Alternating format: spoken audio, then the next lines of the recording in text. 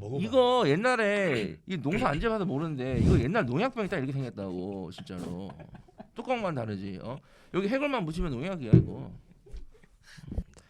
자 일단은 저기 뭐야 이거 일단 저희가 광고 왔는데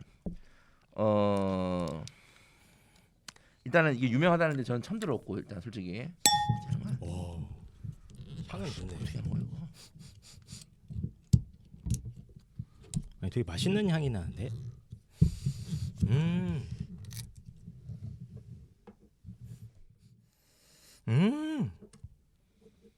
뭐 알아? 뭘 아는데 뭐 그래? 확 옵니다 냄새가. 일단 이제 중요한 게 이게 지금 알코올이 없어요. 지금 이게 보니까 이 알코올이 되게 중요한 요소거든요. 이게 알코올 때문에 가끔 난 이거 삼켜야 되나 생각한단 말이야.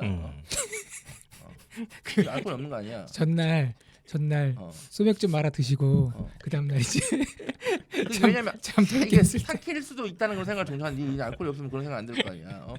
자 일단 우리가 이거를 솔직히 유명하다는데 처음 보고 모르니까 한번 다 일단은 화장실 가서 해보고 그리고 본격적으로 한번 얘기를 해볼게요. 아 이거 해보고 옵니까? 일단은 서로 입 냄새를 한번 맡아보고. 아니 그럴 필요 없고 서로 그냥 그건 최악의 상황을 가정하고 현재 상태를. 가까이 오지 마세요. 가까이 오지 마세요. 정확한 실험을 위해서. 자 그러면 방역법 일단은 위반이야 그거 안 돼. 하지 마. 가서 각자 한번 보겠습니다. 이거를.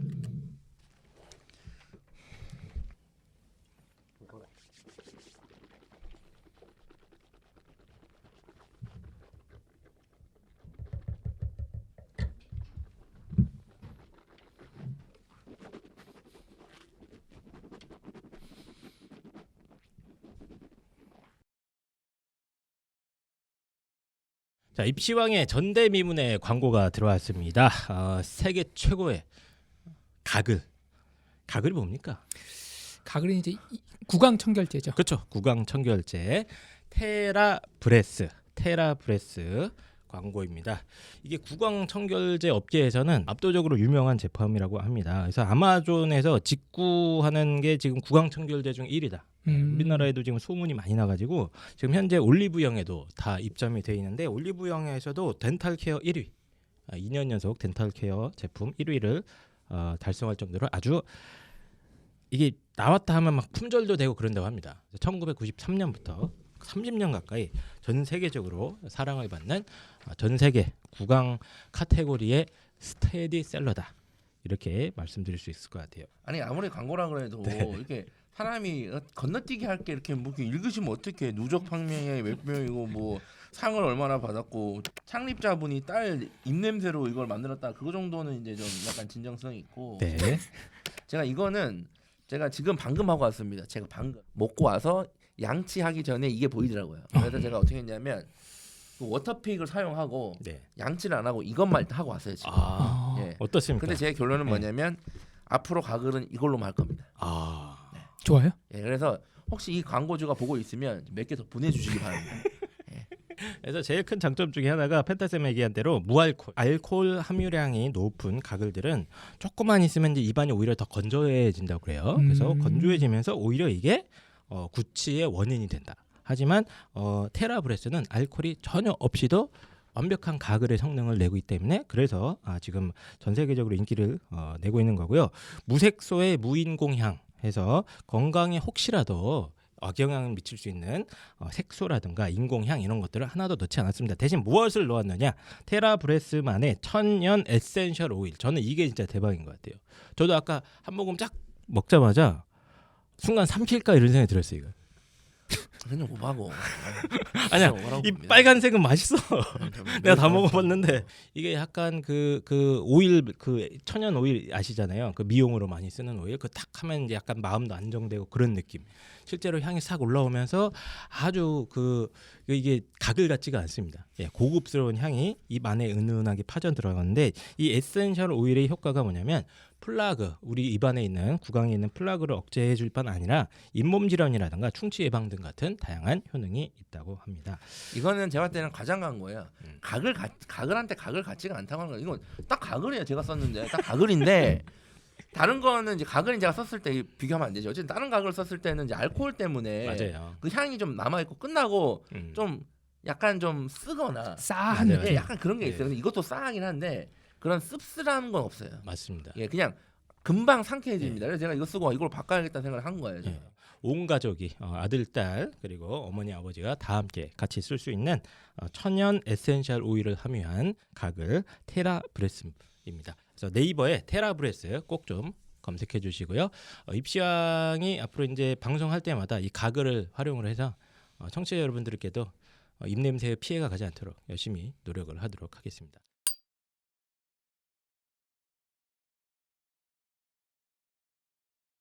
솔직히 막상 진짜 과장 광고를 할 거면 네.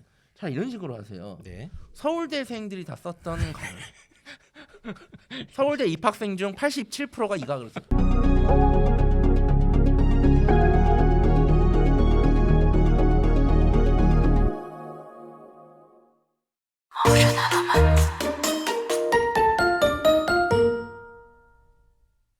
자, 입시왕 시즌 9번째 왜 수능에서 수학을 망치는가 지금 시작하겠습니다. 펜타킬입니다. 네, 안녕하세요. 입시왕 한희쌤입니다. 안녕하세요, 홍프로입니다. 예, 오늘은 이게 좀 절도 있게 안 됩니까? 왜 수능에서 수학이 망하는가? 왜 수능에서 왜 자꾸 이게 늘어지는 거예요? 목이 자꾸 이게 늘어져 소리가. 뇌에서는 어? 명령을 제때 줬는데 어. 이제 구강 요 근육이 혀의 문제, 혀. 혀와 입술의 근육이 감가가 심해서 좀 있으면 이제 예. 하긴 그렇습니다. 지금은 이제 중고 나라에 팔아도 무료 나눔해야 돼요. 이제 사실 야, 요즘 당근에 누가 팔아도. 중고에 팝니까? 당근에 당근으로 팔아도, 팔지. 예. 무료 나눔. 무료 당근 나눔. 마켓에 무료 나눔으로 곧 나올 예정이 한희쌤입니다. 자, 오늘은 지금 특급 게스트고요. 이분은 빨리 소개를 하지 않으면 저희 방송에 욕을 먹을 것 같아요. 저희 입시왕 방송에 지금까지 굉장히 많은 게스트들이 나오지 않았습니까? 네. 예, 제 얼추 계산으로만 4-50명쯤 나온 것 같은데 저희가 아. 가끔 특급 게스트가 오시거든요. 가끔. 언제 왔어? 예전에 조희영 교육감 아, 나왔어. 왜 이래? 약간 언제지? 오래됐어. 한참 전이네. 아, 그렇구나. 예. 교육감 이후에 특급 게스트. 예. 특급. 특급. 예. 예, 저희가 그동안 이제 주로 게스트를 모실 때 빵이 주로 저희 모든 걸 했기 기준이 때문에. 딱 하나입니다. 저희 주변에 있는 사람은 이렇게 사바사바 해가지고 몰랐는데 이번에는 어떻게 모신 겁니까? 오늘 수학 특집 방송이기 때문에 네. 물론 저희가 수학 선생님들이 많이 나오셨잖아요. 네. 그래가지고 이제 뭐 그분들도 훌륭하신 분인데 네. 이제 오늘은 좀 약간 다른 시선에서 들어보고자 찾다가 훌륭한 선생님을 모시게 맞습니다. 됐습니다. 펜타킬 선생님께서 모셨고요. 제가 여기 이강학원 앞에 네. 가가지고 네. 기다렸습니다. 둘이 술 마시다가 예. 술 취해서 계약서 도장 찍었다 그러던데 아니 술을 아직은 안 마셨어요. 여기 나오는 걸로. 아, 제가 네. 쭉 보니까 IQ가 저희 셋을 합쳐야 될 것 같아. 펜타킬과 저랑 홍프로의 IQ를 합친 일단 소개부터 해드려보자. IQ 먼저 얘기합니까? 사람을 불러놓고 그런 분이 갑자기 나오셨습니다. 본인 소개해 주시죠. 저는 서울과학고랑 카이스트 수학과를 졸업하고요. 지금 대치동에서 16년째 강의를 하고 있는 남휘종이라고 합니다. 남휘종 선생님이십니다. 남휘종. 지금 이강 프리미엄강하고 그리고 세정학원에서 강의하고 있어요. 아마 그 부모님들도 아시는 분들이 분명히 계실 거고 근데 아마 다양한 루트로 아실 거예요. 저는 그 원래 이제 수학 강사 그 비타이듀 예, 맞아요. 그때부터 이제 저는 알고 있었고 부모님들은 뭐 TV 프로그램에서 아시는 분들도 계실 거예요 아마. 예. TV 나왔어요? 예 예. 아마 그 더 지니어스라는 프로그램 있잖아요. 아, 그래요? 네. 거기에 지금 보니까 2회, 3회 시즌 출연자인 것 같아요. 네, 시즌 2랑 시즌 3 나왔습니다. 근데 여기 멘사 회원이라고 돼 있는데 네. 아 멘사 회원이세요? IQ 테스트를 고등학교 때 했는데 예, 이제 네. 그거를 이제 데뷔할 때 홍보 자료를 쓰다 아. 보니까 방송에도 나가고 막 이렇게 된 거죠. 실제로 IQ가 뭐 200이 넘는다 이런 설이 있던데 200이 그러면 넘을 수는 저기 없고 그런 측정이 불가능하고요. 나사에 계시겠지 그러면. 아닌가요? 네, 네. 측정했을 때 그냥 가장 높게 나왔었습니다. 고등학교 때. 고등학교 때 범위 내에서요. 네. 아니 그 개인 소개를 스스로 좀 쑥스러워 잘 못하시는 것 같아요. 그러니까 해주세요. 네. 본인이 안 돼요. 제가 지금 인터넷에 찾은 대로 해주세요. 나무 위키에 나와 있는 것만 간단하게 네. 요약하면 네네네. 과학고를 서울과학고를 2년 만에 조기 졸업하고 네. 카이스트도 3년 만에 조기 졸업한 수재다. 이거는 오해가 있어서 고치고 가야 돼요. 아 네, 그래요? 네. 네, 합자로 선생님이 인터뷰하실 때 네. 제가 고등학교 조기 졸업한 거를 이제 오해하셔가지고 대학교도 조기 졸업했다고 하셨는데 네. 대학교는 그냥 정상적으로 4년 만에 그래 졸업했어요. 내가 방금 그 얘기하려고 그랬어. 아니 근데 그럼 과학 영재학교 조기 졸업은 흔한 일인데 네, 카이스트 맞아요. 조기 졸업은 흔한 일이 아니거든. 네. 예. 대학은 그냥 그대로 똑같이 졸업했습니다. 네. 아예 전공 자체가 수학을 네, 수학은 하신 전 거네요. 수학 전공이에요. 수학 전공을 하셨고 이렇게 뭐 고등학교 때나 이럴 때 뭐 세계 올림피아드 이런 것도 나가 보셨나요? 수학 올림피아드. 세계 올림피아드 나가고 싶었는데 네. KMO라고 네네네네. 한국 경시대회는 쳤지만 세계대회는 못 나갔어요. 아. 대표에 못 들었습니다. 아. 중학교 때만 세계대회 한번 나갔었어요. 아, 나갔었어요? 중학교 때? 그때는 국가대표로 한번 나갔었어요. 와. 야 이게 대단합니다. 진짜 수학 도사가 오셨네 진짜. 근데 이거 보니까 그 어릴 때 학창 시절에 대통령상을 받은 적이 있어요? 아, 네, 이건 과학전람회라고 그건 수학이 아니라 과학 하는 친구들이랑 같이 팀 짜서 과학전람회에서 대통령 탄 적이 있었어요. 근데 이게 들어오니까 되게 그 유망주였는데 네. 들고 들어와서 이렇게 누추한 방송까지 오셨어요. 아닙니다. 알겠습니다. 아니 그래서 또 수학을 뭐 하여튼 이제 영재학교 내에서도 제가 알기로는 거기서도 또 천재 소리 들었다는 얘기 제가 들었었는데 네. 수학 강사로서도 상당히 커리어가 엄청난 맞습니다. 분이세요. 지금 예, 이제 예. 보시면 아시겠지만 저희랑 연배가 그렇게 차이가 나지 않으세요. 근데 이제 강사 생활이 16년 차. 16년 차거든요. 네. 16년 차면 남학생들이 이제 군대 갔다 오고 바로 사회생활 시작할 때부터 했다는 얘기인데 근데 맞습니다. 그 처음에 수학 강사 하실 때부터 거의 커리어의 정점으로 바로 들어졌어요. 거의 제가 알기로는. 워낙 똑똑하신 분이고. 예. 또 그래서 이렇게- 강의 스타일도 워낙 예. 스타일리시하시고 예. 정점이시고 삽자로 선생님도 저 볼 때마다 맨날 얘기하셨거든. 자. 어쨌든 수학 관련돼서는 수학 도사, 수능 수학 도사. 수학만큼은 예. 국가대표급 그렇죠. 노하우와 실력과 열정과 모든 걸 갖춘 남희종 선생님입니다. 사실 저희가 그 남희종 선생님 오신다고 그래가지고 에이씨 멍치지 말라고 예, 그랬습니다. 예. 그런 유명한 선생님이 우리 방송에 나올 리가 있나 했는데 이렇게 나와주셔서 진심으로 좀 감사를 드리도록 하겠습니다. 저희 뭐 입시왕이나 이런 거 혹시 뭐 전혀 모르시죠? 저희... 아니요, 봤습니다. 라이브도 보고 봤다고요? 채팅을 할까 하다가 좀 부끄러워서 그래요? 채팅을 못 하고 그랬었습니다. 네. 오. 금요일 밤에 하는 거. 아, 그러셨어요? 네. 딱 보고 나온다고 한 걸 후회하거나 그러진 않았습니다. 그러진 않았어요. 아까 저랑 그 엘리베이터에서 마주쳤는데 예. 인사하는 눈빛이 네. 힘들게도 사신다. 아니. 약간 이런 눈빛으로 예, 저희가 어디 내놔도 부끄러운 방송이거든요. 저희가. 알겠습니다. 저희가 입시를 주제로 하는데 약간 개그 스타일로 추가하다가 보니까 많은 분들께서 약간 충격을 받으시는 분들도 있는데 이렇게 보니까 근데 남희정 선생님의 어떤 풍모나 이런 게 약간 저희랑 어울릴 것 같은 그런 느낌이 좀 있습니다. 예, 그래서 오늘 수학 특히 오늘 수능 수학에 대한 이야기를 같이 하기 위해서 말씀을 나눠보도록 하겠습니다. 수학 선생님은 그럼 16년을 하신 거네요? 그렇죠. 2007년부터 이제 대치동에서 강의했었습니다. 와 장난 아닌데 그러면. 자 그래서 입시왕 사상 역대급 특급 게스트와 함께 오늘 수능 수학에 대한 방송을 진행을 해보도록 하겠습니다. 요거를 질문은 이제 펜타 선생님이 다 네. 준비해 주셨기 때문에 또 수능 분석 전문가 예. 그리고 지금까지 모든 수능에 대한 예측 이거 내가 다 맞췄다.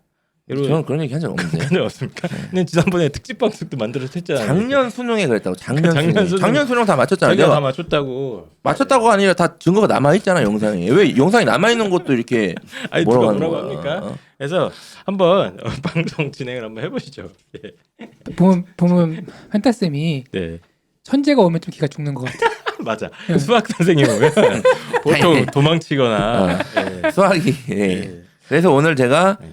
그 남희정 선생님 모시고 어쨌든 수능 수학 관련해서는 맞습니다. 경력이 엄청나게 깊으신 분이에요. 그래서 요 수능 수학 관련해서 좀 이제 수능 수학이랑 요즘에 이제 요즘 수학이랑 그리고 요즘 학생들에 대해서 제가 질문을 좀 준비했습니다. 제가 알겠습니다. 요즘 학생들과 입시를 지켜보면서 생각했던 것들을 좀 많이 질문을 담았고 실제로 오늘 부모님들이 오늘 내용을 좀 잘 보시면 도움이 되는 내용이 되게 많을 거고 그리고 맞습니다. 특히 오늘 방송은 학생들한테 꼭 들으라고.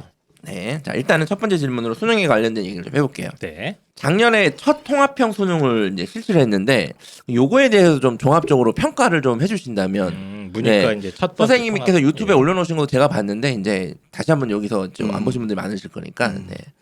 일단 난이도부터 먼저 예, 예. 말씀을 좀 드리면 문이과가 섞었으니까 네. 만점자 표준 점수가 올라가는 건 어쩔 수가 없었어요. 네네. 그래서 147이라고 되게 높게 나오긴 했는데 그거는 사실 평가원이 어떻게 할 수 없는 부분이고 아무래도 문이과 학생들 실력 차가 나잖아요. 네. 자, 근데 제가 정말 칭찬하고 싶은 거는 기하하고 미적분하고 만점 표점이 똑같다. 칼같이 똑같다. 어느 한쪽이 유리하지 않고 똑같다. 다시 사실 확통은 계열이 좀 다르니까 네네. 다른 쪽으로 지원한 친구들이 있는데 기하랑 미적이 똑같이 나온 거는 평가원이 밸런스도 잘 맞췄다. 이렇게 생각이 들어요. 그러니까 이게 지금 이제 표점이 높다는 얘기는 방금 얘기하신 건 저희는 알아듣는데 이제 모르실 수 있어요. 어머니들은 그러니까 모르겠어요. 왜 표점이 문이과 통합해서 높아진 거예요? 표점이 뭐냐? 일단 표점은 네. 또 뭔데? 표점이 뭐냐 이런 분들도 있습니다. 그러니까 표준 점수라고 네. 원점수 말고 이제 난이도랑 이런 것들을 보정해서 점수를 더 주는 배치 시스템인데 이제 기본적으로 통합을 했으니까 인문계 아이들은 이제 수학을 포기한 학생들이 반 정도 되잖아요. 거의 밖에 안 걔네들이 됩니까?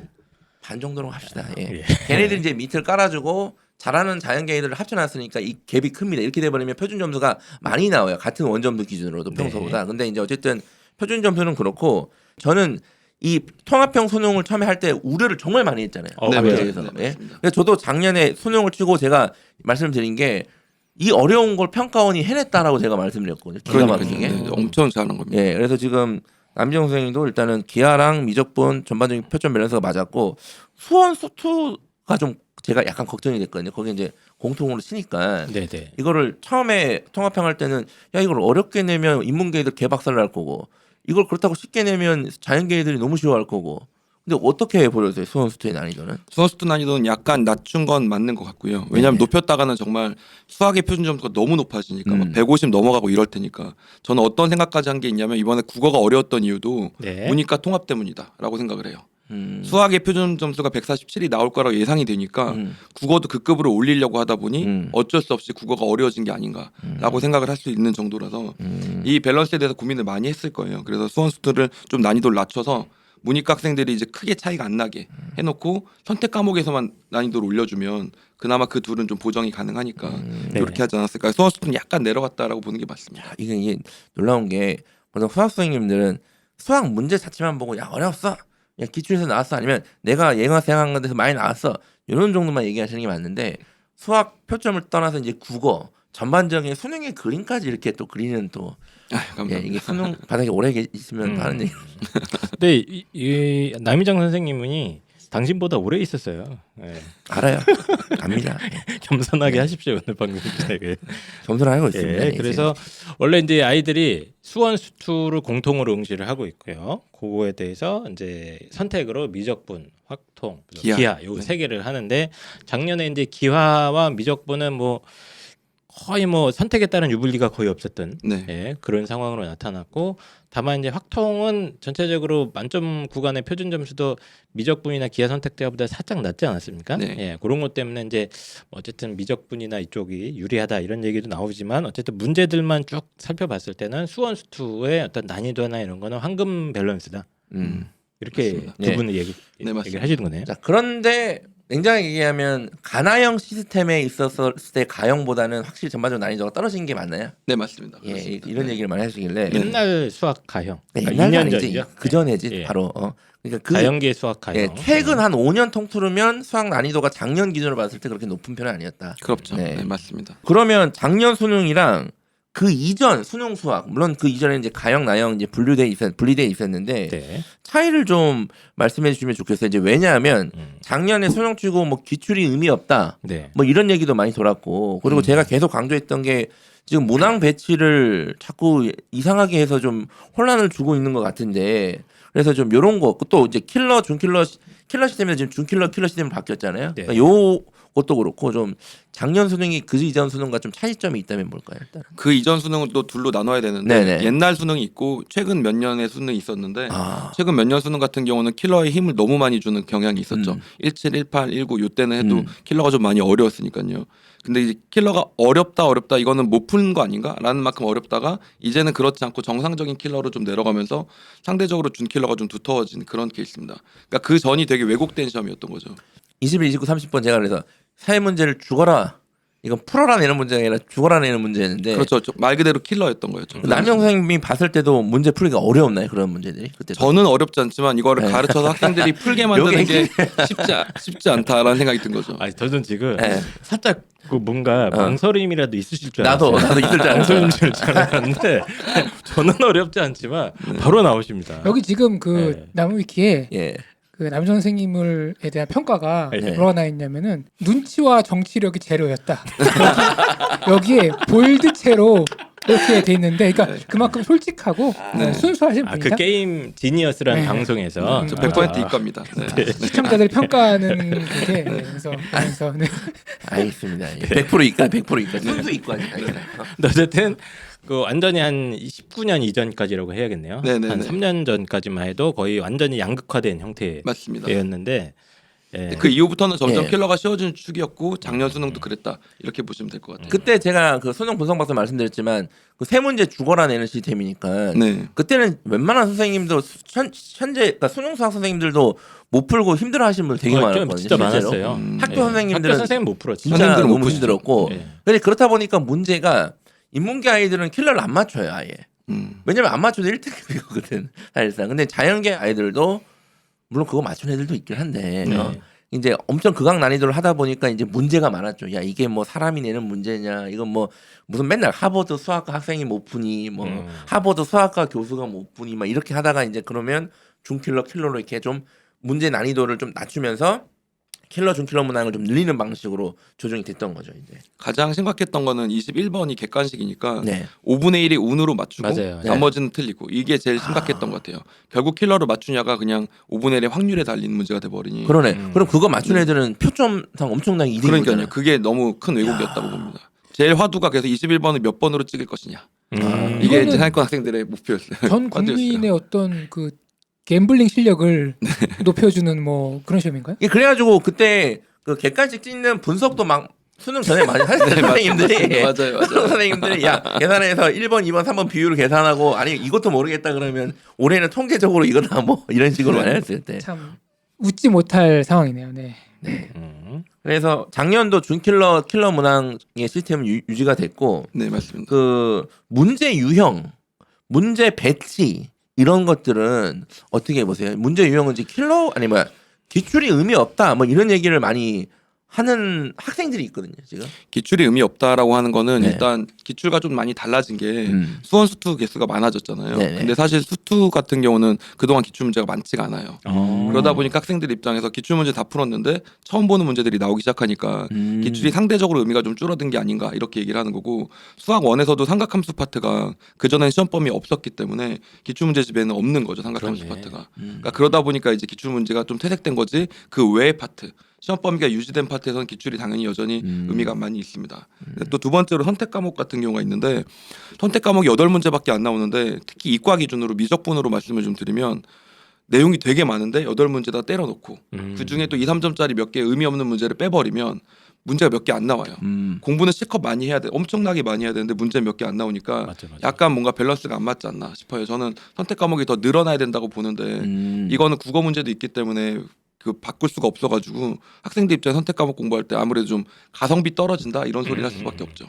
그 전에 이제 가나형 시스템에서는 이제 기출이 정해져 있었는데 이게 합쳐가지고 일부 들어온 게 있고 빠진 게 있다 보니까 그렇죠. 이제 근데 이게 맞는 말인데 그래도 저기 뭐 학원 이런 데서는 이제 기출을 많이 쓰잖아요. 네네. 교재도 그렇고 그래서 맞춰가지고 이렇게 조정을 했겠지만 그래도 이렇게 출제된 적이 많이 없기 때문에 기출 대응도 작년에 좀 힘들었다 학생들이 네. 기출조차도. 기출이 부족한 파트는 이제 엔젤을 선생님들이 직접 만들어서 제공을 해줘야 됐고 그게 이제 실력을 판가름하는 기준이 되고 이랬습니다. 알겠습니다. 세 번째 질문인데 네. 최근 수학 난이도가 쉬워졌다. 아까도 잠깐 얘기가 나왔는데 그 쉬워졌다는 것에 대한 의견이 좀 궁금하거든요. 그러니까 이제 작년에도 뭐 이렇게 1등급 컷이나 2등 컷 점수를 보면 점수만 보면 원점수 물론 정확한 원점수는 나오진 않지만 대략적인 그 레인지가 있잖아요. 그것만 보면 야 문제가 뭐 엄청 어려웠나 싶은데 실제로 아이들도 되게 어려워했어요. 상당수 학생들이 체감적으로. 그런데 문제 난이도는 선생님들이나 최상위권 학생들은 쉽다고 하거든요. 이게 뭐냐 이거예요 지금. 일단은 쉬워진 게 맞고요. 객관적으로 좀 문제가 쉬워지고 있고 저는 학생들의 실력이 되게 많이 줄었다라고 생각을 해요. 아 후자가 정답입니까? 네. 사실은 학생들의 네. 실력이 주는 게 매년 조금씩 줄고 있었는데 네. 작년 한 해 같은 경우는 좀 특이하게 많이 줄었다라는 느낌을 받았었어요. 아 그래요? 네.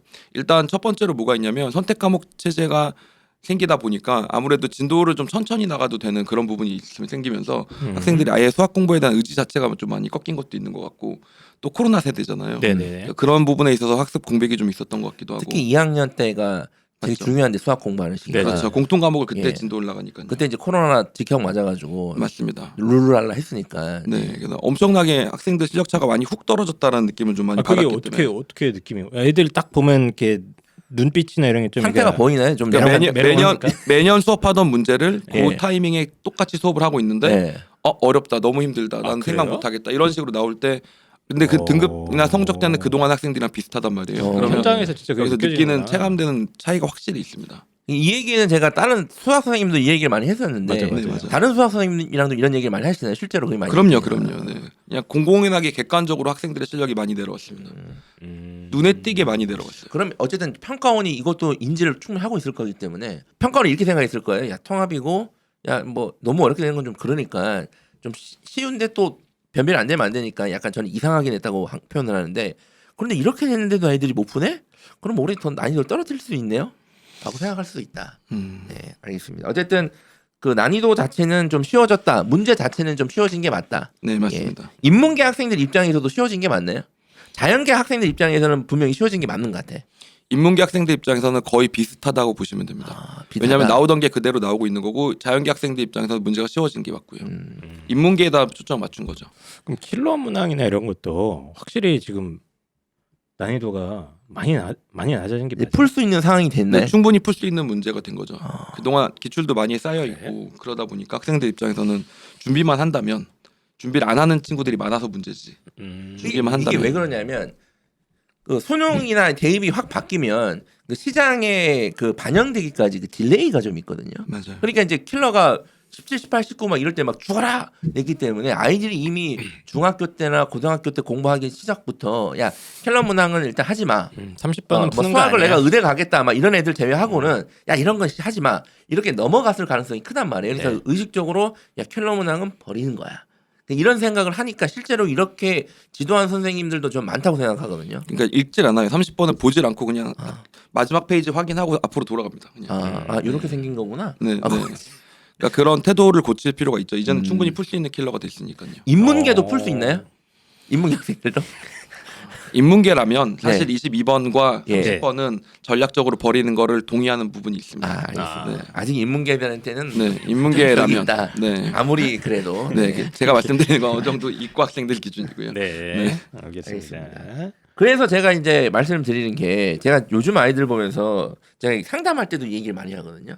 수학에 성적이 거품이 껴 있다. 맞습니다. 거품이라고요? 수학 성적이 거품이 껴 있어요. 아, 지금 아이들은 피눈물 나게 피똥 싸면서 공부하고 있는데 뭐 그러니까 누가 거품이란 무슨 공부를 안 얘기입니까? 한대? 예. 공부를 한단 말이야. 아는데 거품이 껴 있어요. 이게 왜 그러냐면 분명히 예전에 이 원점수면 2등급이 안 나오는 모의고사란 말이야.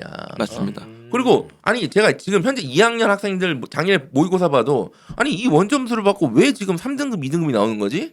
그러니까 지금 거품이 껴 있어요. 그래서 아이들이 작년에 3학년 이번에 졸업한 애들도 거품이 껴 있다고. 실제로 3월, 6월, 9월에 원래 가형이어서는 가형이었 때는 절대 2, 3등급 안 나오는 애들이 2등급 맞고 3등급 맞고 수두룩했단 말이에요. 맞습니다. 예. 그러니까 이게 거품이 껴 있는데 문제는 뭐 통합이니까 약간 좀 덜하긴 한데 수능 치면 어느 정도 거치잖아요 이게. 그래서 이제 수능 날 맞게 되는 거. 거품이 껴 있는 게 맞나요 지금 아이들이? 아주 심각한 게 예. 예를 들면 이과 학생들인데 뭐 개념만 간신히 띄었다. 음. 수능에 대한 준비가 전혀 안 됐다. 그럼 예년 같으면 가형 치면 4등급. 그렇죠. 그럼 자기도 경각심을 가지고 공부를 열심히 한단 말이죠. 근데 이제 지금은 치면 2등급 아니면 1등급 심한 경우는 1등급. 내가 이렇게 이거밖에 안 나와버립니다. 했는데 1등급이야? 네, 그러니까 일단 등급 자체가 느끼기에 심각하지가 않잖아요. 2등급이면 조금만 하면 1등급 될 것 같고 이러다 보니까 공부량이 더 주는데도 역할을 하는 것 같아요. 그런 부분이 있습니다. 아, 이게 통합해서 계속 등급이 나오고 하니까 아이들이 본래 실력으로 치면 원점수 기준으로 뭐 70점 중반이나 겨우 했으면 예년 그쵸. 같으면 막 4등급 나오는 맞습니다. 점수잖아요. 네. 근데 이제 지금 시스템에서는 뭐 2, 3등급 나올 수도 있으니까 그렇죠. 거기 2등급이 그게 나옵니다. 거품이라는 거구나. 모의고사 해서 그렇지. 했을 때 점수가 원점수는 낮은데 음. 예년에 비하면 자기 실력이 높은 것도 아닌데 예. 등급이 자꾸 높게 나오는. 높게 나오는 거 자기는 거거든. 근데 이제 선배들 입장에서는 야 등급 떨어져 이때부터 힘들어하고 하는데 자기는 안 떨어지니까 네. 자기도 모르게 내가 수학을 잘하는 건가? 뭐 이런 생각을 한단 말이야. 그게 저도 아이들 그 접해 보면은 얘기를 하면 이해하거든요. 근데 그 점수에 취하게 돼. 맞아요, 맞습니다. 우리 그 어른들 술 먹으면 취하잖아요. 아 내가 개념 돌았는데 이게 1등급이 났어. 그 취하면은 현실의 어려움과 그런 부분을 냉정하게 인지하지 못하고 그냥 다 기분 좋게 뭐 좋은 게 좋은 거 아니야. 이런 식으로 인지하는데 아이들도 보면은 등급에 취하고 점수에 취합니다. 그러면은 그게 술이 깨면 정신 번쩍 들어야 되는데 다음 시험 보면 또 취하고 또 취하고. 물론 수능 때까지 그게 안 깨면 좋은데 수능 날 그냥 그날 깨는 거예요 받아들이는 이제. 경우도 있죠. 그래서 이거를 제가 최근에 상담할 때도 그렇고 작년부터 계속 얘기한 게 실제로 상담할 때 저는 얘기를 해요. 지금 너 수학 성적 거품이다. 얘기를 하거든요. 뭐라 그래야 돼? 그러니까 기분 애들이 나쁘죠. 표정이 다 안 좋지. 그리고 제가 지금 2학년, 3학년 올라가는 애들도 너 이거 1등급 절대 안 나오는 성적이다. 막 이렇게 하면 기분이 나쁘단 말이에요, 사실상. 근데 제가 그 일부러 기분 나쁘려고 상담하는 게 아니잖아요. 그런 얘기를 하는 게. 사실은 뭐 그 학생이 잘 되게 도와주려고. 그렇죠. 네. 지금 공부량 자체가 적고 제가 충분히 그러니까 논리적으로 말씀드려요. 가형 나형이었을 때 이렇게 막 얘기 너 그냥 거품이야 이 자식아 이게 아니라 논리를 말씀드려도 기분은 나쁜 거야. 그걸 공부를 안 해. 근데 뭐 그냥 평범한 학생들은 제가 인정을 해요. 뭐 그럴 수 있다고 쳐. 근데 예를 들어서 의대 노리는 애들, 의예과 노리는 애들이 공부를 안 한다니까. 그러니까 의예과 노리는 아이들이 다 하고 있는데 하고 이렇게 있는데 또, 이렇게 얘기하면 기분이 나쁘죠. 하고 있는데 아니 야 이원 점수 1등급이 나오니까 자기는 뭐 수학 잘한다고 생각하는데 이제부터 이제 내신 끝나면 더 본격적으로 수학할 거니까 저 충분히 1등급 야 1등급이 아니라 만점을 맞아야 된다고 제가 계속 얘기하거든요. 만점을 노려야 된다고. 그런데 아시다시피 예전에 가형 아이들은 마인드가 맞아요. 만점이잖아요. 1등급 네. 노리는 아이들은. 근데 지금 아이들은 그 마인드가 아니에요. 네, 맞습니다. 어. 아예 학습 의지가 많이 줄었고요. 네. 그래요? 또 이게 1등급이 같은 1등급이어도 워낙 많다 보니까 많지. 그 안에서 표준 점수 차이가 엄청나게 벌어질 수도 있는데 그런 거에 대한 고민은 없는 거죠. 옛날 같은 경우에는 어차피 30번은 다 같이 못 푸는 거니까 그럼 1등급이다 그러면 거의 비슷한 점수였거든요. 근데 이제 엄청 벌릴 수 있는데 그런 거에 대한 마인드는 많이 줄어들더라고요. 없는 거지. 네. 그러니까 특히 의대 노리는 아이들은 야 1등급이 중요한 게 하나도 아니고 무조건 만점을 하나라도 더 맞춰야 된다라고 해도 네. 아이들은 이제 하여튼 그런 것 같아요. 이제 이게 이제 처음이다 보니까 좀 그런 면이 있고 이제 코로나 문제도 있고 뭐 전반적으로 좀 거품이 껴 있다. 그럼 어쨌든 뭐 킬러 문항은 확실히 많이 쉬워진 게 맞고 근데 네. 또 한 2, 3년 전부터 트렌드가 그 킬러 직전에 약간 뭐 해갖고 준킬러다 이런 네. 문제들도 종종 꽤 나오지 않습니까? 네, 뭐 주킬러 개수가 많습니다. 대충 한 5개에서 뭐 많게는 7개까지도 네, 얘기하는 것 맞습니다. 같은데 네. 그 문제들도 어떻게 뭐 난이도는 뭐 비슷한 상황이라고 봐야 되나요? 어떻게 뭐 걔네들도 쉬워지고 있는 거예요 그러면? 아니요, 준킬러는 그냥 쉬워지고 어려워지는 게 아니라 개수가 늘고 줄고가 되는 거고요. 그냥 킬러가 3개인데 만약에 준킬러가 2개거나 없으면 이제 그때는 양극화된 시험. 근데 준킬러 개수가 4개, 5개가 되면 준킬러가 두터운 시험. 이렇게 불리는 건데 준킬러가 현재 두터운 시험인 게 맞고요. 그리고 준킬러는 두텁게 그대로 있고 킬러가 내려오고 있으니까 네. 공부할 때 그 둘을 구분할 필요가 없어요. 그렇지. 그래요? 구분할 필요가 없으니까 준킬러보다 조금 어려운 게 킬러다 보니 네. 킬러는 버리고 준킬러는 잡겠다. 이런 전략은 말이 안 되거든요. 수업을 하다 보면 이것까지 수업을 하는 게 맞아요. 자, 그런데 이제 학생들 입장에서는 30번은 그냥 느낌상 30번이니까 돌아와야 될 것 같고. 아니 그 선생님 이렇게 그거 왜 해요 30번? 네, 이렇게 뭐 되는 이런 거죠. 느낌인데. 네, 그런 부분이 있죠. 22번 정도는 조금 21번 앞에 거랑 좀 구분이 좀 되는데 그 외 30번 쪽은 같이 가도 되는데 학생들이 좀 심리적으로 이건 킬러다라고 하고 안 공부하는 경향들이 좀 있는 것 같아요. 네. 그러니까 킬러 3개였다가 이제 킬러 준킬러 시스템이었다가 지금은 그러니까 준킬러 2개 킬러 2개 준킬러였다가 이제 제가 봤을 때는 작년 이번 수능 기점으로 킬러는 없고 이제 준킬러와 준킬러가 되지 않을까. 뭐 중국어입니까? 킬러와 준킬러 이런 느낌으로 갈 가능성이 상당히 높다. 그 정도까지 내려와 있구나 킬러 문항들이. 근데 아이들 입장에서 좀 헷갈리긴 할 것 같아요. 뭐 예전에 기출 문제집 사서 옛날에 이제 킬러 문항들도 아이들이 볼 거 아니야. 보지. 맞습니다. 왜 이렇게 어려워? 그 이제 벌써 그거 보고 이제 두렵지. 두렵잖아요. 30번에 늘 나왔던 그거. 네. 근데 그럴 필요가 전혀 없는 형태로 지금 시스템이 많이 바뀌었다. 현재 수능 수학이. 그래서 작년 만점자가 되게 많았잖아요. 수학 만점자. 네, 맞아요. 되게 네. 많잖아요. 2,400명인가 그랬는데 네. 그 저 수학 깜짝 만점 맞은 놀랐어요. 아이들 내가 얘기를 들었는데 30번 이거 뭐고 풀었는데 자기가 잘못 풀었다고 생각했어. 너무 쉬우니까. 뭐야 이거? 그 자기가 틀렸다고 생각한 거야. 이렇게 풀릴 리가 없는데. 네, 맞아요. 근데 계속 풀고 계속 풀었는데도 계속 이답인 거야. 불안했다잖아요. 그만큼 시간이 남았다 싶어요. 불안했다잖아요. 올해 야 난이도 조절 실패다. 난 망했다. 이 생각을 했다잖아요. 그 정도로 난이도가 확실히 떨어져 있는 건 맞다. 네. 네. 자 그러면 이번 수능 자 이번 올해 수능 저는 솔직히 예측하기 힘들거든요. 6월 9월을 봐야 될 것 같아요. 저는 제 개인적인 견해는 작년 기조 플러스 뭐가 더 있을 것 같긴 한데 그 수학 강사로서 16년 동안 그 네. 평가원과 소통했던 소통하고 네, 그 싸웠던 경험. 네. 선생님으로서 올해 수능을 좀 전반적으로 예상을 해보신다면. 저는 문이과 통합돼서 어쩔 수 없이 난이도가 쉬워진 거라고 생각하기 때문에 네. 다 필연적인 이유가 있어서 미적분도 쉬워진 거고 그 다음에 공통 과목도 쉬워진 거고 그런 부분이 있었기 때문에 올해도 이걸 어길 수는 없다고 봐요. 예. 여기서 난이도를 조금만 올려버리면 표준 점수가 147이 아니라 막 150, 160이 올라갈 거고. 그럼 진정한 네, 수능, 그러니까 수학 능력 시험이 되는 거지. 그렇죠. 그렇게 진짜 되면 수학이 되는 거지. 그러면 국어는 그만큼 올라가려면 더 어려워져야 되거든요. 아. 작년에 그렇게 국어 어려웠다고 했는데 만점이 149였거든요. 네. 근데 수학은 쉽다고 하는데도 문이과를 섞어 놓다 보니까 음. 147이 된 거예요. 자, 근데 한쪽만 올라갈 수 있고 한쪽은 내려가고 이렇게 될 수는 없으니까 아마 요 정도 수준에서 계속 유지되려고 노력하지 않을까. 거의 비슷할 것 같다. 네, 그리고 오히려 하나 변한다면 그 미적이랑 확통, 기하가 다 맞는 게 제일 좋은 거잖아요. 네. 미적 기하는 맞췄으니까 확통 난이도를 조금 올려서 그래서 만점자 표점을 맞추려고 노력하지 않을까. 요 정도가 예측. 아니 지금 확통 안 그래도 애들이 힘들어하는데 뭘 또 올립니까? 근데 확통을 선택한 네. 친구들도 만점 표준 점수를 받을 수 있는 권리를 줘야 돼, 기회를 줘야 되기 때문에 아. 그 친구들한테도 뭔가 자기가 열심히 했는데도 불구하고 미적 만점보다 못하는 점수를 받으면 억울하잖아요. 그러니까 그런 친구들이 지금 서울대 경영대를 다 뺏기고 있잖아요. 그러니까 이제 그런 것들을 보완하는 방법들이 좀 필요하죠.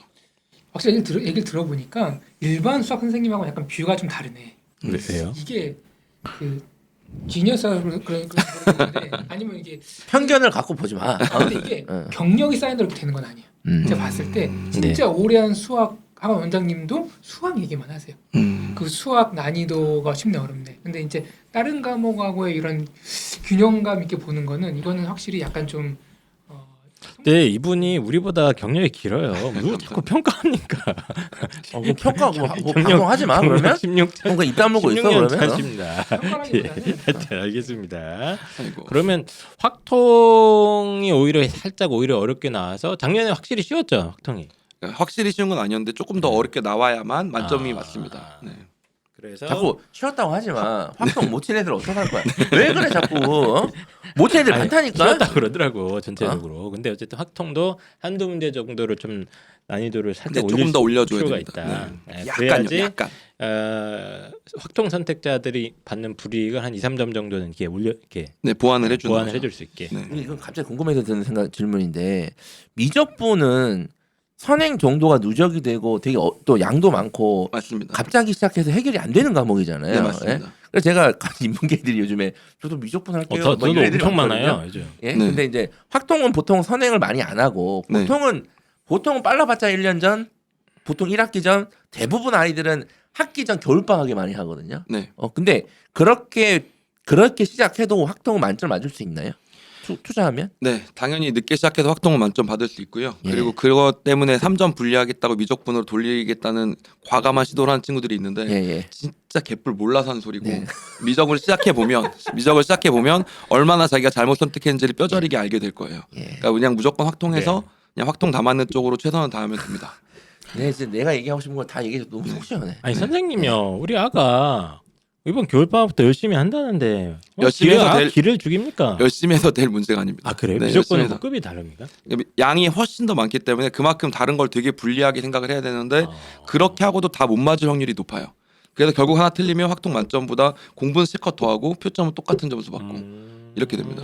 양 자체도 너무 많고 훨씬 많습니다. 일단 경쟁자 집단도 너무 다르고 훨씬 다르고요. 네. 인문계 아이들이 물론 인문계 아이들 중에서도 미적분 선행했고 충분히 수학 정말 잘하는데 그 진로적인 문제로 극소수 빼고요. 네, 맞아요. 인문계 애들이 있어요. 그 애들 빼고 네. 그냥 아무 생각 없이 미적분 하겠다는 애들은 네. 그냥 미적분을 하나도 모르는 상태인 거예요. 네, 맞아요. 뭔지 그런 상태입니다. 그래서 그러니까 공부를 하도 네. 안 해서 공부가 얼마나 어려운 건지도 모르는 애들 있죠. 그런 친구들이라고 보시면 됩니다. 아니 열심히 하겠다는데 시작하면도 저는 하지 말라 그러면 확통을 열심히 하면 됩니다. 근데 네. 미적분이 끌립니다. 그러니까 그게 약간 내 몸의 피가 그 미적분을 원하고 있어요. 뭔가 수학하면은 확통하면 루저 같고 뭔가 미적분을 해야지 내가 제대로 하는 것 같다. 이런 느낌이 듭니다. 내가 이제 스케이트를 처음 탔을 때 아직도 기억나는데 스케이트장에 갔단 말이야. 근데 되게 쉽게 타잖아요. 그럼 왠지 탈 수 있을 것 같은 거야 쉽게. 맞아요. 개뿔 신자마자 넘어져가지고 서지도 못했습니다 제가. 그런 형태. 네. 예. 자연계 점수는 숭실대가 뭐 연세대 문과로 가면 연세대를 간다 이런 지금 소문이 엄청 돌고 있지 않습니까? 요즘 설명회나 이런 데서 난립니다. 예, 그래서 제가 그거 설명회에서 말씀드렸죠. 제가 구독형 설명회에서 사실을 예, 확실히 말씀드렸고 자연계열 응시하는 순간 뭐 대학을 세 등급 정도 높인다 이런 얘기 때문에 미적분에 혹하시는 분들이 있는데 요건 하지 어때요? 마라. 어차피 찍는 애들 있잖아요. 네. 인문계 중에 네. 포기하는 애들 미적분을 선택해서 찍는 건 어때요? 어차피 찍을 거면 미적분 찍는 게 낫습니다. 그렇죠. 네. 아주 내려가면 또 그렇게 돼요. 아주 내려가면. 한 앞에 한 두세 문제 맞추고 예. 네, 어차피 찍을 거. 예. 두세 문제 좀 쉬운 거 맞추고 어차피 찍을 거면 이 전략에 통할 수는 있으나 그냥 이제 전력을 다해서 미적분을 공부해서 우리 아이가 그 표전전 점수 상의 이득을 보기에는 그렇게 만만치는 않다 이런 얘기신 것 같습니다. 가성비가 안 나옵니다. 예, 가성비가 안 나온다. 정확한 얘기는 가성비가. 예. 자, 그래서 그 오늘 제목인데요. 수능에서 수학을 망하는 이유잖아요. 이제 그걸 이제 복합적으로 질문을 통해서 다뤄보고 있는데 네. 오늘 제목과 관련된 질문을 할게요. 자, 그래서 아이들이 수능에서 수학을 망하는 이유가 뭐냔 말이야. 그러니까 제가 보니까 수능에서 수학 망하는 애들이 정말 많거든요. 그러니까 원래 못하는 애들이 늘 망하는 게 예상됐지만 잘하는 애들도 수능 날 크게 망한단 말이야. 제가 가르치는 친구가 작년에 6월 9월 때 하나가 2등급 하나가 3등급이 나왔대요. 네. 근데 수능 가서 4등급이 나왔어요. 이 학생은 망한 건가요? 안 망한 건가요? 망한 거죠. 망한 거예요. 예를 들어서 영어는 계속 1등급이 압도적으로 나오는 애들이 보통 망할 확률이 적죠. 뭐 망해봐 2등급 정도. 그쵸? 네. 근데 보통은 1등급이 나오잖아요. 그런 애들은. 국어도 계속 압도적으로 잘했던 애들은 보통 그 등급이 나오거나 약간 실수로 한 등급 정도 내려오거든요. 근데 수학은 일단은 기본적으로 일단 한 등급은 빼고 시작해. 기본적으로 옛날에 가연 아영 때도 밑장빼기인가요? 그러니까 일단 한 장은 빼는 거야. 그리고 두 장이 떨어지냐 세 장이 떨어지냐 이런 느낌이란 말이야. 그래서 근데 이 이거를 망하는 이유에 대해서 좀 우리가 남희정 고찰 좀 선생님 해봐야 돼. 이해를 못 할 수 있지 않을까요? 왜? 왜 애들이 이거 왜 풀지 이런 느낌 아닌가요? 처음에 강사 생활했을 땐 그랬을 수도 있어. 맨 처음엔 그랬죠. 아, 정말 진짜 그랬죠. 그랬어요? 네, 그랬겠지. 맞아요. 질문을 이해를 못하는 거죠. 아 질문을 뭐라고? 아니 여기 뭐라고 뭘 모르는 거지? 약간 이렇게 되는 거죠. 네. 여기 있잖아. 이거 읽으면 이해가 네. 안 돼. 약간 이거 그러니까 이런 왜- 느낌이었죠. 그렇죠. 여기 써 있는데 아. 왜 그대로 물어보지? 약간 이렇게 생각하는 거죠. 아, 근데 처음엔 그랬어요. 오랜 정말. 경험을 통해서 아 우리 네. 아이들이 학생들이 어떤 이유로 수학에 좀 어려움을 겪는가 네, 이런 거 이제 네. 터득을 하신 거네요. 네, 그렇죠. 사실 많은 경험이 필요했습니다. 그 경험이 되게 충격적이었고 이해하기 쉽지 않았을 것 같은데. 네, 그래서 처음에는 표정 관리하는 것부터 배워야 됐어요. 왜냐면 어이없다는 표정을 지으면 안 되니까. 아, 상처받으니까 아이들 네, 입장에서 맞죠. 네. 수능을 이게 아이들이 망하는 이유 수학에서 특히 예. 저는 저부터 약간 결론을 내면 이거 네. 결론부터 말씀드리면 이건 약간 좀 구체적으로 한다기보다는 이제 재밌게 표현해 드리면 예, 참고로 이제 본인이 수능에서 수학을 망한 경험이 망한 있지 게 아니고 않습니까? 공부를 안 했으니까. 자, 저는 망했다고 표현 안 합니다. 안 하는 대로 나왔다. 그 수학을 못하는 아이들이 망하는 이유는 그냥 못하니까 망하는 거예요. 그리고 잘하는 아이들이 망하는 이유는 두 가지예요. 겸손하지 못했거나 잘한다고 착각하고 있었거든요. 아, 맞습니다. 네. 아, 그러니까 맞는 원래 말- 그냥 맞는 못한 말입니다. 거예요. 그러니까 저는 망했다는 표현이 잘못됐다 그러거든요. 이게 원래 네 성적이었던 건데 그냥 드러난 걸 뿐이다. 맞습니다. 그래서 정말 학생들을 정말 17년간 많이 지도해 보셨고 수능 날 잘 치는 애들 망한 애들 많이 보셨잖아요. 네네네. 왜 망해요, 애들이?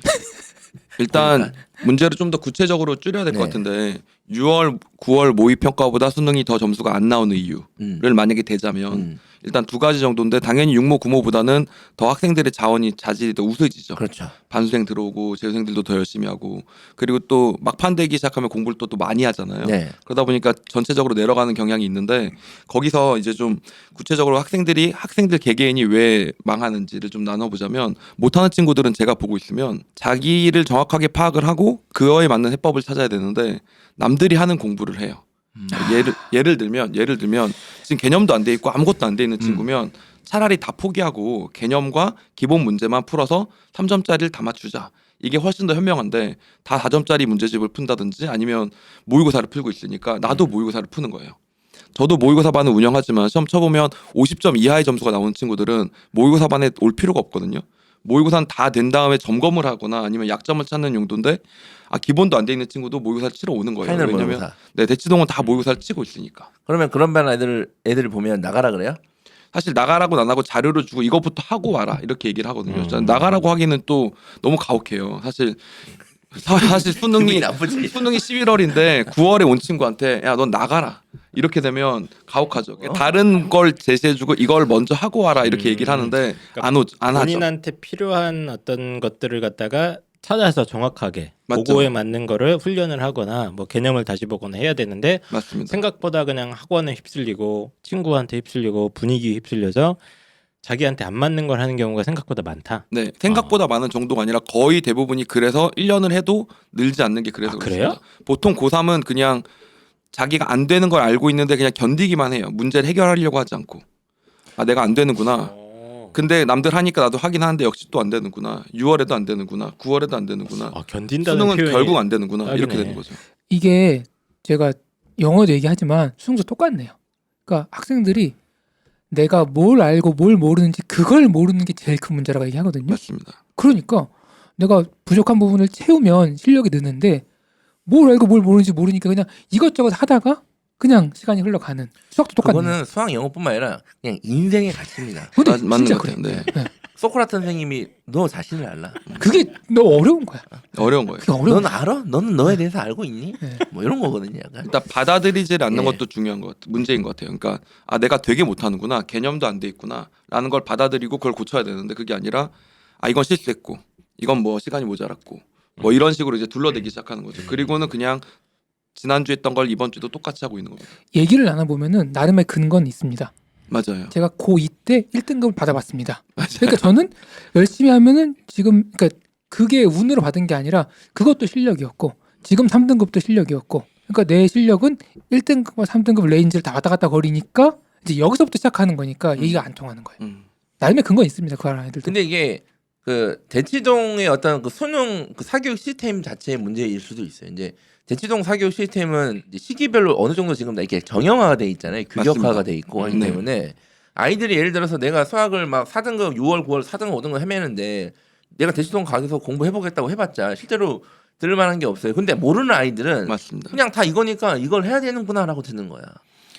그리고 그 와중에 또 상위권에서도 그런 차이가 생기는 게 있는데 그러니까 정말 잘하는 친구들 예를 들면 의대를 가려고 196을 왔다 갔다 하는 친구들이랑 2등급 정도의 학생들이 2등급이 이제 196의 학습법을 따라가는 경우도 있죠.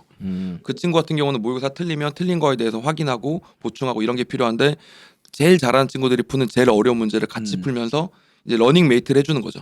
말 그대로 자기 점수를 올리는 게 아니라 그 친구들의 러닝 메이트만 해주면서 시간을 보내는 아니 경우도 지금 있죠. 2등급이니까 제가 푸는 거 나도 맞춤 1등급 될 수 있지 않습니까? 근데 이제 그 친구들이 푸는 건 30번이고 네. 보통 2등급이 나오는 친구들은 30번을 못 푸는 게 아니라 다른 문제를 워낙 오래 걸려서 풀었기 때문에 30번은 2, 3분밖에 안 남은 채로 만나는 그런 상황이 되는 거예요. 그럼 30번을 푸는 게 아니라 다른 문제를 빠르게 푸는 쪽에 욕심을 버리고 초점을 맞춰서 그것만 하면 1등급이 나올 수 있잖아요. 아 그렇네. 그렇게 생각을 해야 되는데 그게 아니라 이제 나도 킬러 풀 거야 이렇게 되는 거죠. 이런 얘기를 애들한테 해주면 어떤 반응을 해요?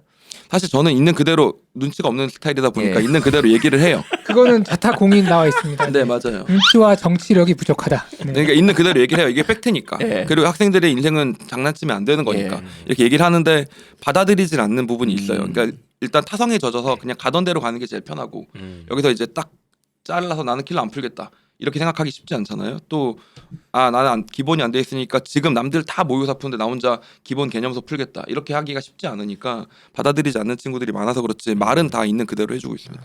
이게 애들 보니까 수학이 자존심과 같은 과목인 것 같아요. 맞습니다. 애들이 특히 그래도 2등급 이상이면 잘하는 애들이잖아요. 네. 그러니까 자존심이 있단 말이야. 자존감을 가져야 되는데 자존심을 갖는 거죠. 예, 그러니까 이제 그게 있어. 쪽팔리기도 하고 쪽팔리다는 얘기도 많이 하고 바로 왜냐면 그거죠. 네. 제가 그 가형 나형 시스템일 때 그 6월 9월 기준으로 5등급이 나 4등급 후반 중반 이 아이들은 그냥 나로 돌려. 전략적으로 나형하는 게 어떠냐라고 얘기를 그렇게 하는데 그냥 안 한다고 하는 대부분의 이유는 자존심이에요. 맞아요. 알아요. 선생님이 얘기하는 거 맞고 그게 더 우리한테 저한테 대입적으로 더 좋을 거 알아요. 하지만 자존심이 안 된대요.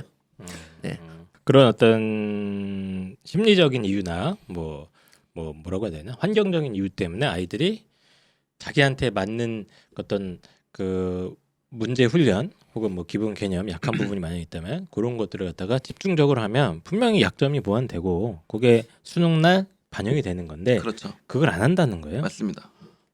아니 지금 뭐 학원 수학 학원비만 얼마인데 지금 그걸 안 하고 있다고 우리 애들이 맞습니다. 문제를 해결하지 않고 그냥 문제를 계속 알고 있는 겁니다. 문제를 확인하고 있어요. 계속 건강 검진을 계속 받는 겁니다. 아 맞네. 정확한 비유네. 문제가 있으면은 술을 끊고 운동해야 되는데 술 마시고 운동 안 하고 건강 검진만 계속 하고 있는 거예요. 아 뭔가 이게 확 이제 저도 좀 이해가 되네요. 그렇게 많은 아이들이 수학학원은 기본으로 주 3회씩은 다 다니지 않습니까? 네. 그렇게 많이 하고 있는데도 생각보다 본인한테 딱 적합한 뭔가 트레이닝에 이런 걸 갖다가 집중적으로 하기가 그게 쉽지가 않은가 보네. 운동은 안 하고 건강 검진만 주 3회를 받는 거다. 네.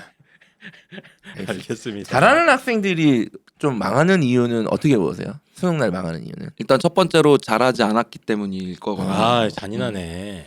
그러니까 잘한다고 착각하기 되게 쉬운 게 일단 첫 번째 기출 문제를 몇 번 풀면 이제 문제가 대충 기억이 나요. 그렇죠. 그리고 기출 문제랑 비슷한 문제를 보면 이것도 어떻게 풀지 알겠어요. 그러다 보니까 점수가 올라가는 것처럼 보여요. 모르는 문제도 없고. 그다음에 6월 9월 이게 맞아. 네, 맞아요. 모르는 문제가 없다고 생각하는 게 위험해요. 네 맞아요. 그리고 막 주워들은 것도 많기 때문에 그 풀이보다 이 풀이가 더 좋은 것 같은데 이러면서 약간 그때부터 이제 거품이 끼기 시작하는 거예요.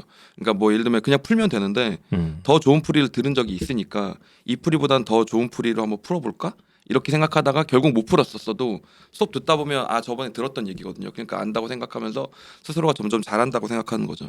일단 잘한다고 착각하는 학생들이 일단 그 착각을 깨는 게 첫 번째고 그다음에 진짜 잘하는데 못하는 친구들도 있기는 있어요. 그러니까 예를 들면 자기가 좋아하는 거에 너무 빠져가지고 자기만의 스타일을 완성시키지 못한 채로 이제 뭐 시험을 만나거나 이런 친구들이 있는데 그러니까 예를 들면 뭐 30번 문제를 풀면 되잖아요. 네. 이때는 멋있게 풀 필요도 없고 풀기만 풀면 되잖아요. 그렇죠. 근데 이제 자기가 이제 했던 뭐 방법들이 있는 거죠. 자기만의 이렇게 나름의 만들어 놓은 해결책이 있는데 그걸 어떻게든지 해보려고 하다가 안 된다든지.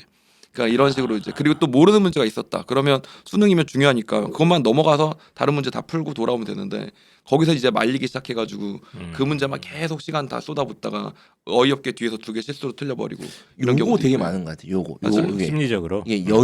여유가 있어야 되는데 수능은 말 그대로 이게 수능이잖아요. 수학만 그런 게 아니라 5과목을 다 쳐야 되고 이걸 다 종합적으로 종합 예술인데 내가 특히 잘하는 애들은 뭔가 당황스러우면 말리죠. 틀리는 거예요. 맞아요. 작년 수능 수학에서도 1번 문제가 원래 3초 컷이어야 되는데 3초 컷이 안 됐잖아요. 네네네. 그러니까 거기서 흔들리는 거예요. 거기서 뭐지? 근데 재밌는 게 수능은 27번급 다시 말하면 4점짜리 중에 준킬러도 안 되는 문제들 중에 네. 말리게 만들었던 문제들이 역사적으로 하나 두 개씩 꼭 있었어요. 멘탈을 흔들게 그러니까 하는 문제. 이 번호상 풀려야 되는데 안 풀리는 거예요. 그럼 그냥 가볍게 넘어가고 다른 네. 거 풀고 와서 보면 그때선 보일 텐데 그 순간은 그게 이제 안 넘어가지는 거죠. 이게 수능이니까. 아 올해는 이거구나. 오케이. 일단 네. 넘어가고 이따 다시 만나 이러면 되는데 그러니까요. 그게 안 된다 이거지. 네, 근데 그런 아이들이 문제들에 계속 말립니다. 훈련을 해왔기 때문에 그 자기만의 패턴이 있잖아요. 음. 그게 오히려 이제 심리적으로 장애로 작용할 수도 네, 있는 그럴 수 거네요. 있는 거죠. 정말 잘하는 친구들한테 일어나는 일입니다. 아. 대부분은 이제 가상으로, 그러니까 거짓으로 잘하는 친구들 같은 경우는 착각이었던 거고. 그리고 저는 모의고사에 대한 어떤 그 모의고사를 대하는 태도도 좀 문제가 있다고 봐요. 이게 저희 때는 모의고사 정말 열심히 쳤잖아요. 딱 아침에 가면 한 줄로 딱 해가지고 옛날엔 돈 내고 쳐서 그런 것 같아 내 생각에. 그런가? 우리 땐 돈 아, 내고 맞네. 쳤어. 돈 내고 쳤어. 4,5천원씩 냈던 거 같다. 몇 천원씩 아, 맞아, 냈어요. 맞아. 모의고사비. 모의고사비. 그 모의고사 칠 때 막 잠자면 막 깨우고 막 정말 이게 막 수능 대학 갈 것 같이 쳤잖아요. 근데 네. 요즘 아이들은 그 정도로 안 치고 이 평가에서 분명히 시그널을 이렇게 준단 말이에요. 근데 그런 걸 무시하고 아 이거 나 중간고사 기말고사 기간이었으니까 그냥 아 이거 내가 아는 거였는데 틀렸네. 너 이제 이런 식으로 넘어가니까 그런 것 같아. 어. 알겠습니다. 그래서 수능 수학에서 아이들이 망하는 다양한 이유들을 갖다가 좀 남희정 선생님과 한번 얘기를 나눠봤습니다. 근데 이런 아이들이 보이나요? 지도하면서 좀 그런 이런 성향들이 있는 아이들이? 천지 삐까리 아니, 아니겠어요? 특히 착각하는 친구들은 정말 많이 보이죠. 아, 그래요? 제가 보기에는 뭐 잘하는 게 아닌 거 뻔히 보이는데 네. 이제 알아들은 척하면서 이제 싱글싱글 여유 있는 태도를 보이는 수업 태도를 듣고 있으면 너 모르잖아 이렇게 얘기하고 싶은데 그럴 수는 옛날에 없고. 그렇게 얘기하셨죠. 그러니까 그 걔만 딱 찍어서 얘기할 수가 네. 없으니까 얘기를 못 하는 거죠. 네. 근데 이제 분명 이게 되게 깊은 내용이 뒤에 숨겨져 있어서 되게 어려운 내용인데 그 이야기 네. 시작만 하면 아 자기는 뭐 안다는 듯이 이렇게 보는 친구들이 있어요. 너 여기서 주워 들었구나 이렇게 되는데 이걸 제대로 알긴 힘들 걸 이러는데도 그렇게 한 친구들을 보면 보통 결과가 안 좋죠. 근데 아이들 얘기를 들어보면은 들으면 다 이해가 된대요. 그러니까 설명이 쉽다는 거야. 왜 쉽지? 그러면 들으면 다 이해가 돼요. 다 알아요. 그러니까 아이들 말도 그게 착각이라기보다는 그렇게 생각하는 게 뇌구조의 자연스러운 흐름이다. 맞아요. 그러니까 들었을 때 뭐지? 뭐지? 이런 게 있어야지 긴장을 하고 집중할 텐데 다 이해가 되는 걸 어떻게 아이들 입장에서는. 이게 나도 EBS 우주 다큐멘터리 보면 볼 땐 다 이해된단 말이야. 맞아, 나도 다 이해한 것 같아. 끝나면 설명 못해. 상대성 이런 야, 거 있잖아. 양자 역학. 야 헤어졌대. 알아? 야, 시간과 공간이 하나래. 뭐 이런 이상한 얘기들. 예.